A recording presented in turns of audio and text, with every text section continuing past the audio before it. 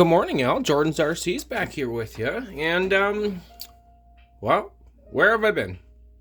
Well, I got my son in school recently and got some family over from Australia. So, I've been pretty busy. But, besides that, update on this boat and just a recap of where we are with this boat here.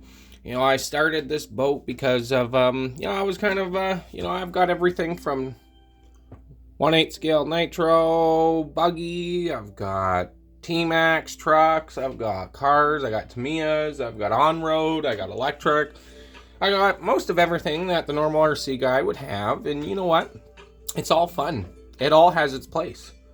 But if you're really looking to get something different and just get out there and do something that's, well, a whole lot different from being on the road or the dirt, wow, a boat's the way to go. I recently, if you have watched some of my previous videos from the starting of the build of this boat, you'll notice my right hand was in a cast. And the reason why I got into an injury and actually building some hobby stuff, and basically almost cut my pinky off. Cut through the tendon, nerves. So that really bugged me for a while, because once I realized how bad it was, I couldn't do my hobby stuff anymore. And I got, quite depressed about it, because, my son likes to do this stuff and with me, and it was quite tough. And, the first day I went for surgery, the minute I woke up, the first thing I did was I looked up RC boats on YouTube. And the first video I watched was Ironclad, Big B. So shout out to Ironclad, because if it wasn't for you, I probably wouldn't have built a boat, probably wouldn't have realized how fun it was, and also probably would have struggled a little bit throughout my healing process, and probably wouldn't have picked up any of my other hobby stuff, because I really didn't have anything to do at that point. Everything's already built. But man, just seeing how fun these boats are and seeing these outriggers run on the water, and seeing how fast they are. And you know what? Once you realize how they're not that hard to build, they're really fun. And repairing them even is quite easy, some epoxy, some wood laying around that obviously is the same type of hobby grade wood. You fix it, and it's not like you have to go buy a whole bag of plastic parts to repair the whole front end or rear end or both on your RC car when you crash it. It's a little different, and it's just fun. It's relaxing. Sanding it, building it, shaping the wood, like shaping the cone for the rigger boat was really fun. So I suggest, if you guys are bored and you guys are looking for something new, get into an RC boat. It's really good. It's great. My son loves it. He can't wait for, I got a bigger catamaran, Miss Geico race boat that needs some work. I'll be posting some update videos on that boat here soon. Just getting this one finished up here. And, he loves it. It's different and it's great. And you're on the water. And, I'm not saying, RC racing on the road or dirt's boring. I'm just saying I've done it my whole life, and I was looking for something new and something to take my, my mind off the pain of my hand, and that was this. So not only did it work for that, but it's a very great hobby to get into, is RC boats. It really is. To be honest, it's a pretty simple boat, especially the rigger boat, to build. You got your motor sitting right there, the whole drive line put in, and you get to mount the hardware on the back and throw your electronics in. Make sure it's sealed, afloat, and you're good to go. Now, if you're racing, there's a lot more to it. You don't want to be soaking the thing down in epoxy so much that it weighs a brick. And you also don't want to mess with your props the wrong way. You want to be able to take off or shape them in the correct way to get more speed out of them without messing them up, So there's a lot to it. But if you just want to build a boat and have fun, it's easy to do, and it's cheap. It's very cheap to do. This kit was on Amazon for, I think it was $100, free shipping, and it came with everything other than I had troubles figuring out the prop And I had to, you know, ask a few people and, you know, find out some information and what kind of stuff I should use to measure. And you know what? The RC boating community, if you want to call it, is great. It is great. They will help. You just ask. Don't bug, but ask. And you will get some information for sure. Obviously, if you're looking for some racing information, you ain't going to get it. Because that's top secret, baby. You know, but there's a lot of guys out there that show that it's not hard, and there's so many cool tricks to learn. So please, guys, again, I know I'm rambling on about it, but if you're bored and you're still in the RC and you want to get something different, get a boat, build a boat. It's fun, it's awesome. So anyways, update on this rigger boat, you guys. I'm gonna take this phone and let's mount here quickly. So here she is.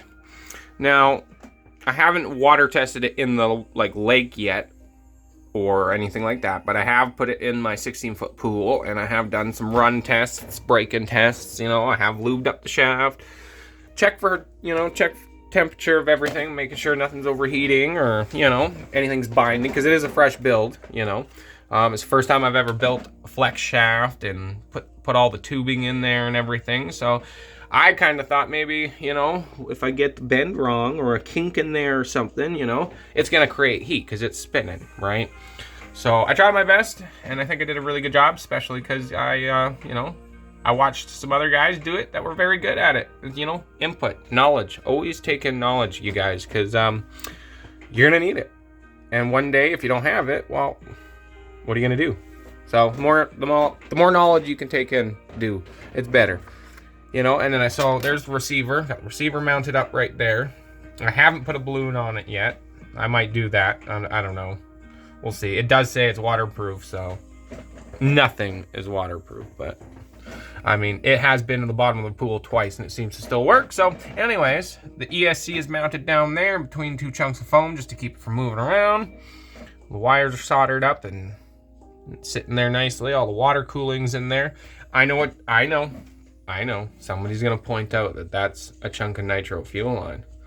I know it's too small. I've just got it in there for mock-up right now. Actually, the kit did not come with enough hose.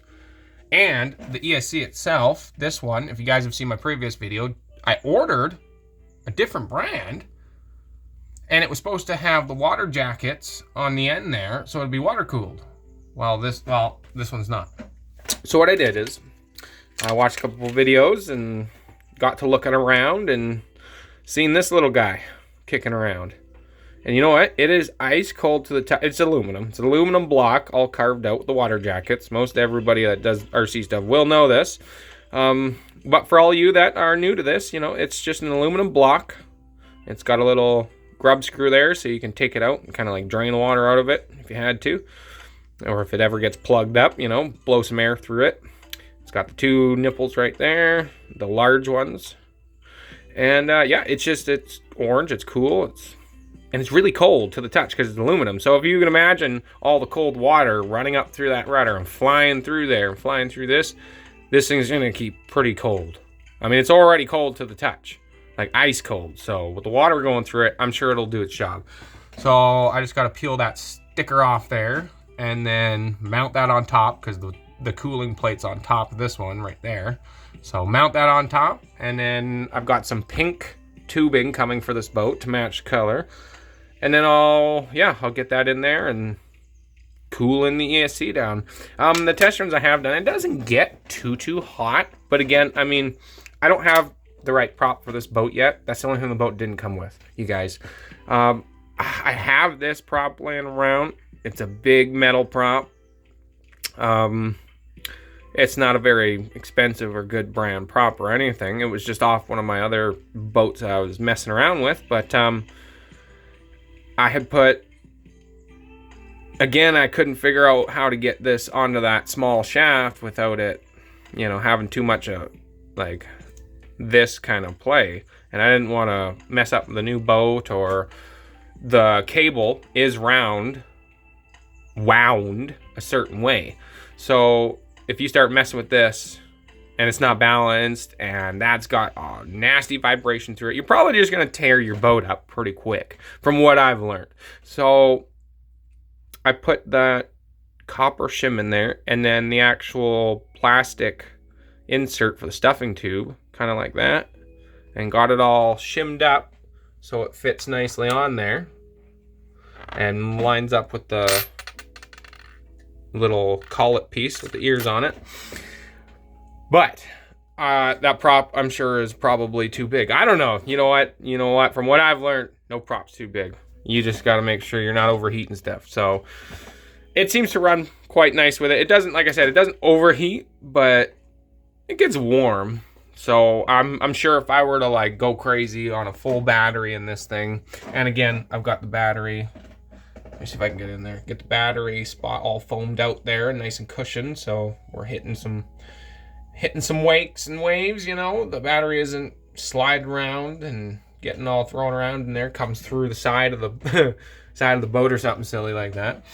But yes, this prop obviously is way bigger than the one that comes with it. So I'm going to be ordering some new props. So what I did with this one, again, you know what? Here's a little trick for you guys. I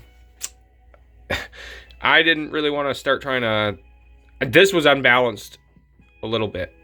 And how you can tell is, and I learned this from Big B, shout out to Big B, is throw it on your boat, tighten it up, and don't over rev the living bejesus out of it, but you know, just give her some throttle and see what happens.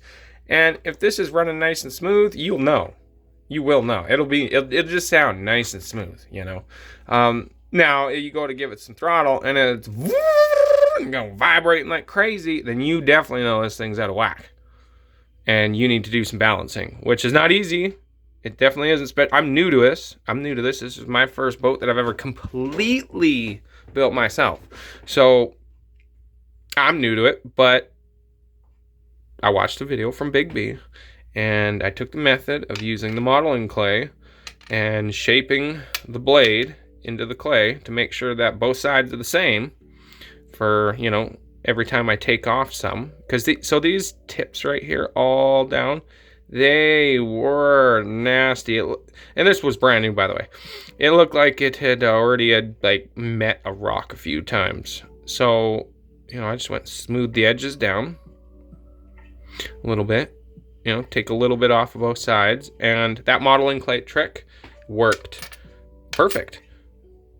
Great. And it's balanced now. It vibrated a little bit at first. So when I took it off and did the balance and put it back on, it literally went like perfectly nice and smooth. Just a nice, perfect hum. No vibrating, no nothing. It was great. So again, you guys, if you're trying to balance your blades or trying to, you know, take off a bit around the edges or whatnot on both sides and you're new to it, use the modeling clay because it works. Makes the imprint on both sides, right? Both blades, you know. Do that one first, right? And then once you get the imprint and you know that that one's good, then put that in there and you'll see how much you have to either take off or leave. So yeah, it's a good trick. It worked. It helped me balance that prop pretty quick, actually. I was pretty impressed. I was really impressed. Other than that, guys, I did also get some foam glued onto my hatches because I don't want them disappearing if the tape ever decides to come off, which I don't think it will, but I mean, you never know. These boats are going pretty quick. Other than that, you guys, the water test did go very well. The cooling's working, the servo's working, the steering's working. I did notice that it takes to the right very well, but not to the left. So I don't know if that's something, like, I mean, that's zeroed out. And this is all zeroed out nicely when it was all put in. So it is all nice and straight, but again, like even if you just give it a quick burp like that and turn to the right, it just barely goes. And then when you give it a burp and then turn it to the left, it'll just go, you know, like immediately. When you turn to the right, just barely goes like that. When you turn it to the left, it just goes. So I don't know. I know these boats aren't supposed to turn a whole lot without turn fins, which I have a set of, somebody already commented, said, aren't those a set of turn fins? And they're not really. These are for like a mono. I have a little mono boat that I'm working on. I will make an update video on that. But that's what those are for. They're not big enough for this boat. I don't think they would do much anyways. You know, kind of tiny. I don't think they would do much, so not going to use those for that. So I'm going to get the proper turn fins for it, and I'll install those after. But yeah, other than that, it did go well. I'm just waiting for the weather to, it just started pouring today and yesterday, so I'm waiting for the weather to get better. As soon as the weather's better, I'm going to get a running video of this, take it to the lake, and I can't wait. I'm pumped. I've been waiting a while. It's been a long build with only using my left hand. It's been a long build. I built this boat with just my left hand, a little bit of my right when it started to heal, but I mean, mostly with my left hand. So very proud of myself. It was something I would never really try to do. I'd never really try and work on one of my RC stuff with one hand. And this boat, I did all with one hand, basically. I'm very proud of myself. And, you know, thank you to Big B, Ironclad RC, and a couple other guys out there for doing the videos. Because you know what? If it wasn't for you guys, I probably wouldn't have done it. Because when you open one of these kits, it looks intimidating. It really does. It doesn't matter the size or whatnot. It's intimidating. There's a lot to do. But when you watch some of these videos that everybody puts out there, you know, it makes you feel like, okay, well, that's not so bad. And there's a lot of tips and tricks out there, you guys, to do things. If there's something that seems like it's too hard, well, it's probably not actually too hard. It's probably just something you're missing. So again, just watch a video. And you'll probably end up finding, I did with this boat, there was a few things that weren't on the instructions I could not figure out, and I had to go scour the internet for videos, and I found a few, and luckily for me, that they were there to put those videos there, because if it wasn't for them, I probably wouldn't have figured out a few things. But you know, it's the way RC is. You either know or you don't, and a lot of people are out there to help, so don't be afraid to ask. Anyways, you guys, Jordan's RC's out, and look out for the updates, and yeah, thank you. Like, comment, and subscribe.